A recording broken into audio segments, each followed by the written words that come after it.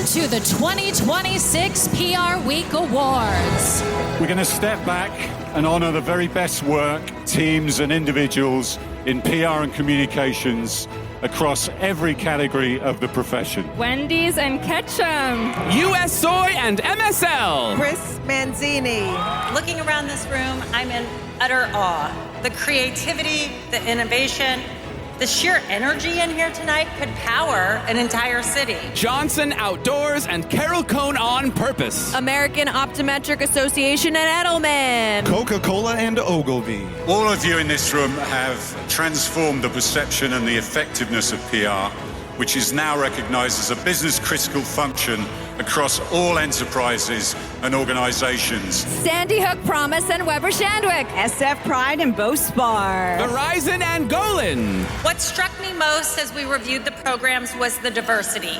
Campaigns that sparked change, stories that shaped culture, and strategies that really moved businesses forward. Zoetis and Bader Rudder. Pacific Gas and Electric Highwire and Duncan Shannon. The winners represent the best of the best in the industry. General Mills and Edelman's. Allegra and Current Global. L'Oreal and Ogilvy. Let's raise a glass to creativity, courage, and the teams who make it all happen. Congratulations to all of you. Cheers, cheers.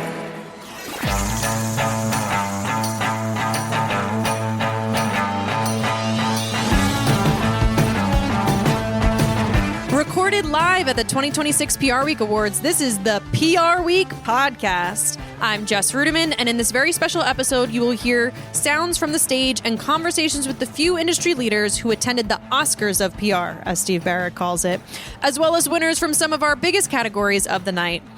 I'm joined on this podcast by PRWeek colleagues Julia Walker and Jeremy Sodergreen, and we will begin with our Communicator of the Year, Brandon Stanton, the person behind Humans of New York. Let's take a listen to his acceptance speech from the stage, followed by his conversation with Julia Walker. This year's Communicator of the Year for 2026 is the creator of Humans of New York, American author, photographer, and blogger, Brandon Stanton.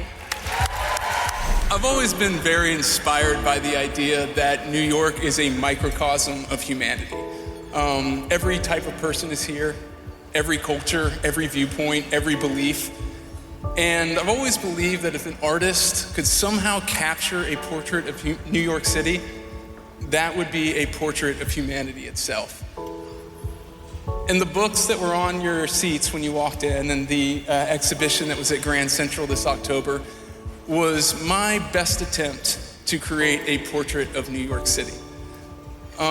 New York can drive you absolutely crazy in a million different ways. But if you squint your eyes through the fumes, the pollution, the screaming, the honking, it can almost be seen as a sacred place. Because all of humanity is here. And somehow we find a way to make it work.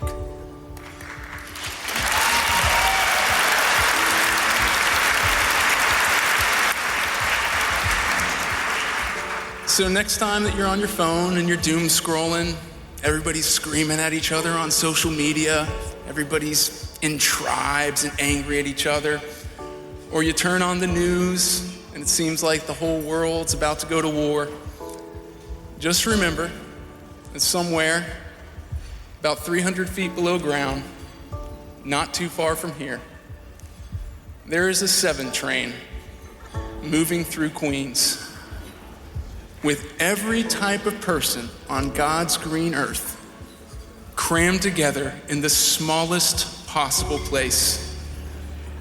And for a few minutes at least, everyone is coexisting in absolute peace.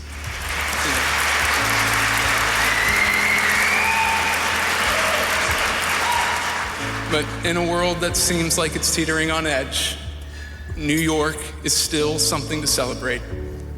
And humanity is still something to celebrate. Thank you.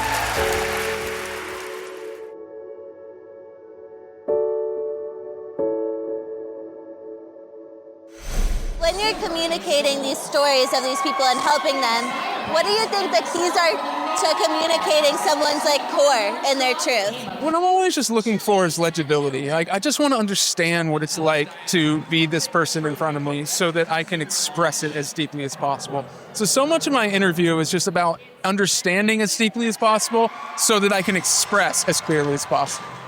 And what does it mean for you to be Communicator of the Year? It was a surprise and an honor, because normally I'm behind the scenes. And I think if there's any talent and craft I have, it's for taking other people's stories and allowing them to communicate that. So it's very appreciated, and it's an honor that was recognized.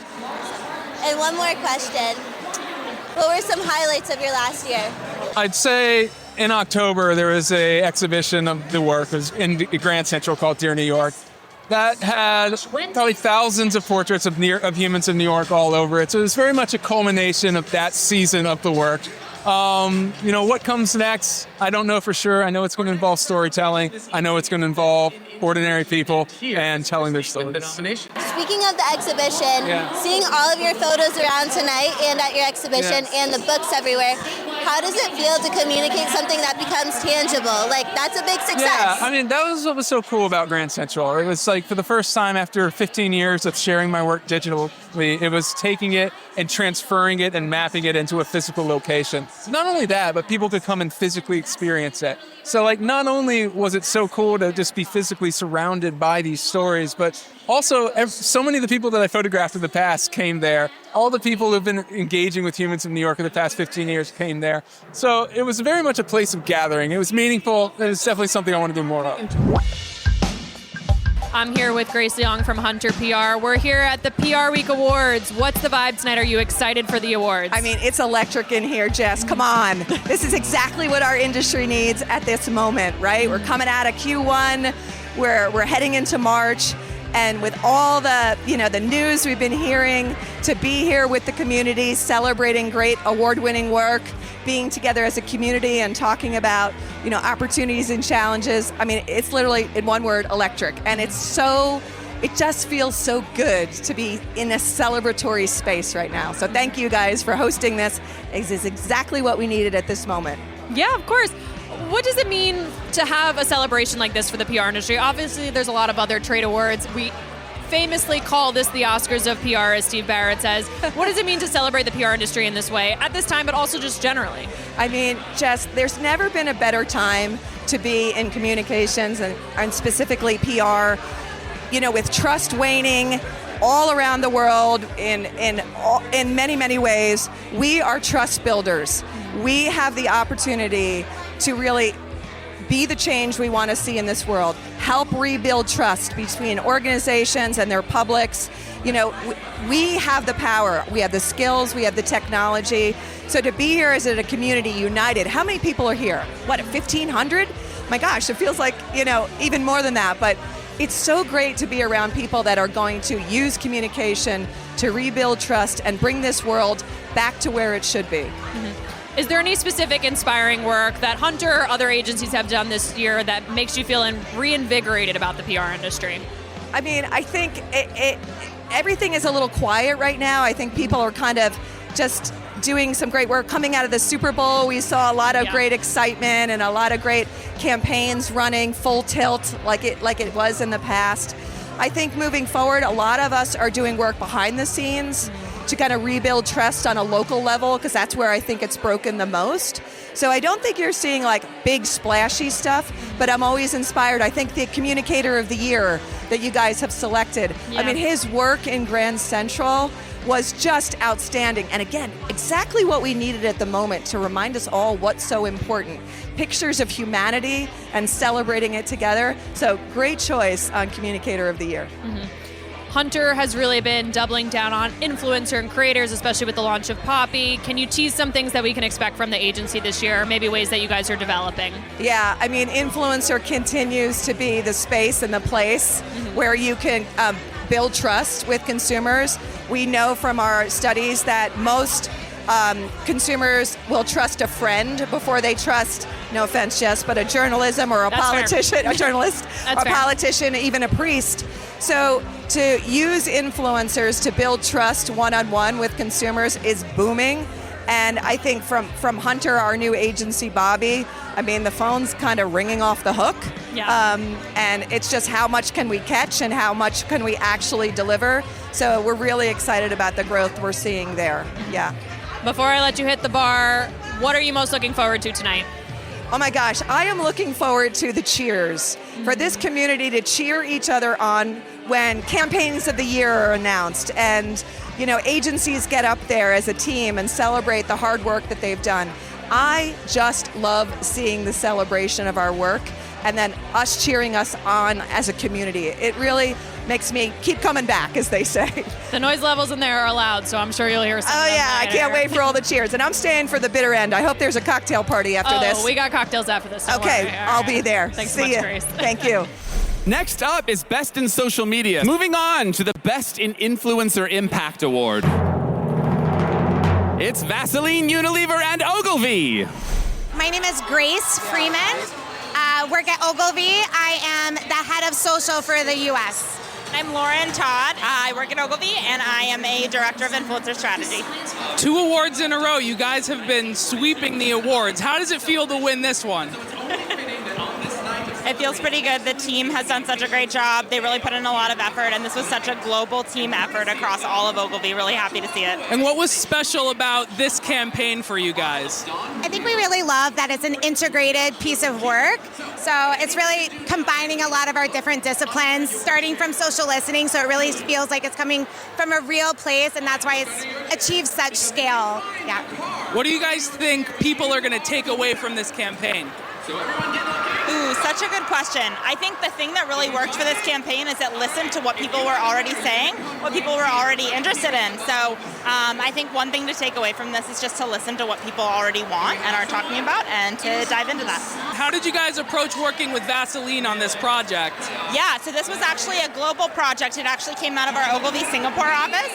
So they worked really closely with our client to figure out what the brief was. The brief was really to kind of listen and look at what was happening on social media and then identify how we could speak in that conversation. They were a great partner in really kind of going along with us on the journey and being aligned with what we suggested. And then one last question. What was it like working with influencers to promote this campaign?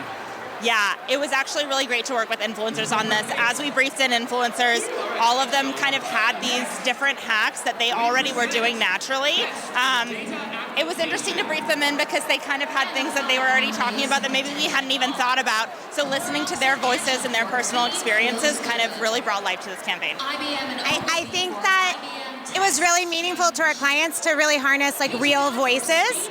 A lot of people were talking about the product on the internet, but that can be really scary because they're talking about it in all sorts of different ways. But how do you reward the messages you really want amplified? So really great example of doing that. Thank you guys so much. Congratulations again. And the outstanding student of 2026 is Sophie Schacht. So 2 awards. You've won Outstanding Student and Outstanding Education Program. How does that feel?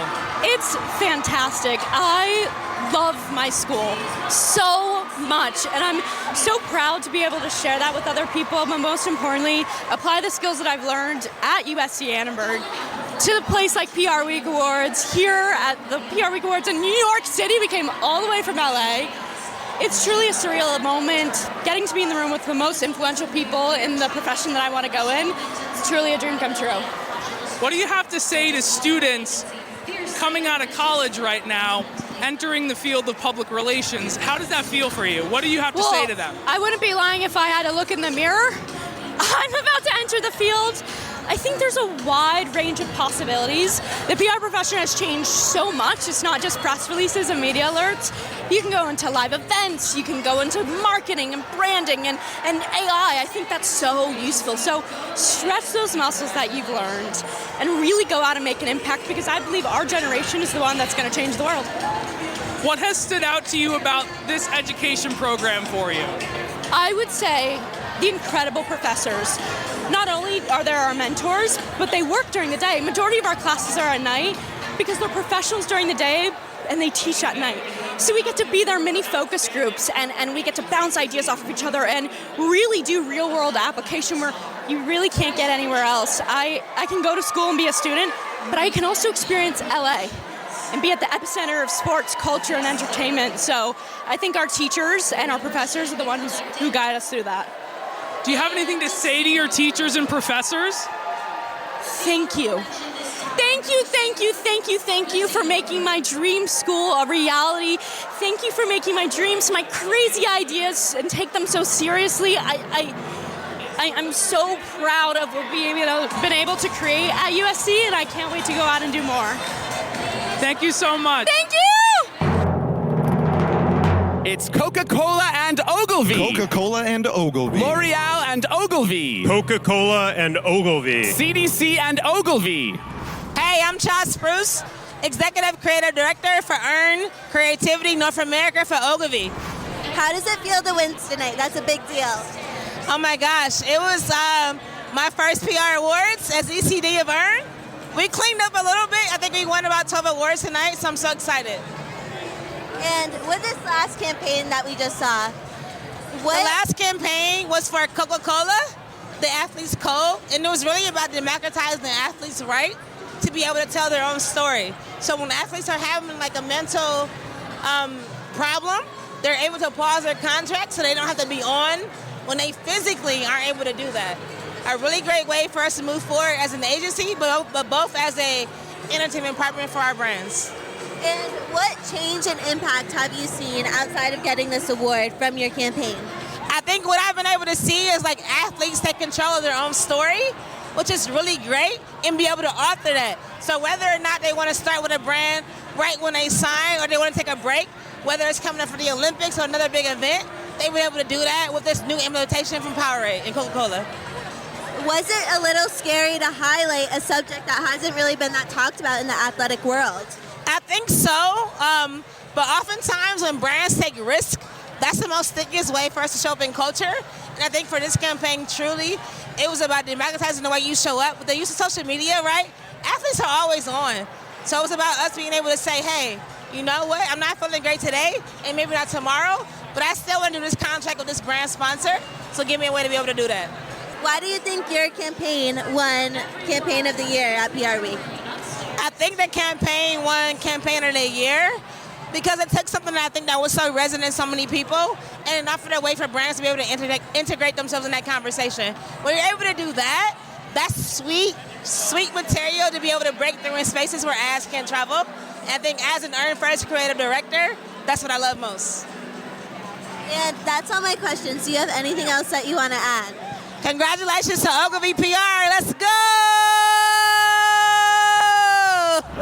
The winning DEI champion is Adrian C. Smith. What does it feel to win this award tonight at the Oscars of PR? It is amazing to receive this award. Shout out to PR Week for celebrating DEI in such an uncertain and difficult time. I'm just so grateful that they're still actually using the letters DEI, which speaks volumes to the type of work that the organization does. I really think that they take on what my agency, Fleischman Hillard, believes in, which is the license to lead. And they believe in supporting credible leadership, and that's the way that we actually evolve change. So I encourage everyone, if you haven't seen that report, check out Fleischman Hiller's License to Lead, because that's what's being celebrated right now as it relates to DEI. You just alluded to it. I mean, we've seen so much change. We've seen so much change in the DE&I space in terms of the acronyms that we're using, the words that we're using. What does it mean to you personally to win this award at this point in time? You know, it's amazing. And again, if we think about the true meaning of DEI, it's really about providing access and opportunities. It's really about showing possibility versus protest, right? It's creating the moment for everyone to be able to shine if they have the desire, talent, and ability to do so. So if we continue to be able to provide access and opportunities, there's no telling what organizations, groups, whatever the world could actually be. So it is so important that people are still recognizing this moment. Where are you going to be putting your award? In your office, in your home? How are you going to be celebrating? This will go on the table where I eat. I'll just take it around with me for a couple of days on my bedstand, in the bathroom, wherever I know. But this is super exciting, and I'm so grateful for it. As you should. How are you going to be celebrating the rest of tonight? Celebrating with the team from Fleischman Hillard. As I mentioned, the secret sauce to being able to continue to do this work is being given the gift of the license to lead. And that is what we are, like our guidebook that we've created for most of our clients, is really to be able to own what you believe in and celebrate the people who are behind the work. And that comes from credible leadership. And we've created a great blueprint or guidebook for, honestly, people to be able to train their leaders and give them that support and authenticity so they can lead in the right way. All right, y'all, tonight's final award, the PR Week Campaign of the Year, is chosen from all the 2026 Campaign Award winners as the Campaign of the Year. Coca-Cola and Ogilvy! I'm Ellen Ryan Mardix. I'm the chairman of Golan. Out of all the agencies in all the land, why is Golan the agency of the year at the 2026 PR Week Awards? Well, first I have to tell you how grateful and excited we are to be the agency of the year this year. We're super proud of our performance. Lots of things come together to make a year like the year that we had.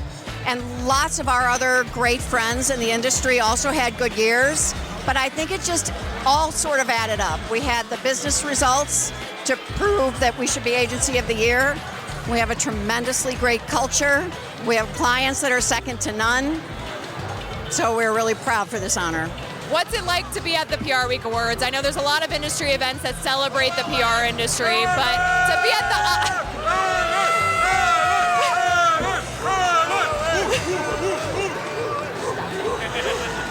at the Oscars of PR, as Steve Barrett calls it, what's it like to receive an award on this night? This is a tremendous atmosphere. It is really exciting. You can tell how much everybody is just all in on the recognition that we earn at this event. It really is something. Yeah. So you can feel the excitement and the energy, and the work that is celebrated is really something. It is second to none. And you hear some campaigns continue to get recognized through the night, and that really tells you something about their impact. It's palpable. And so many of these ideas that won are the kinds of ideas you can describe in one sentence, a short one. And that really tells you about sort of the power of the idea. And then when you bring it through to true excellence and the impact that's measured, that's what won here tonight. Golan swept a couple of awards this evening. How will you and the team be celebrating tonight? Oh, I'll tell you, we will be celebrating big.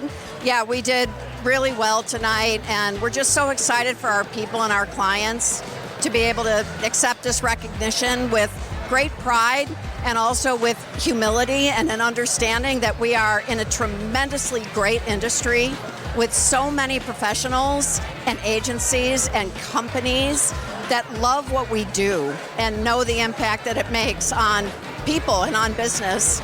So we're just proud to be part of that tonight. That concludes our PR Week Awards podcast special. Congratulations to all of our winners. For a full recap, head to prweek.com. We'll see you next time on the PR Week.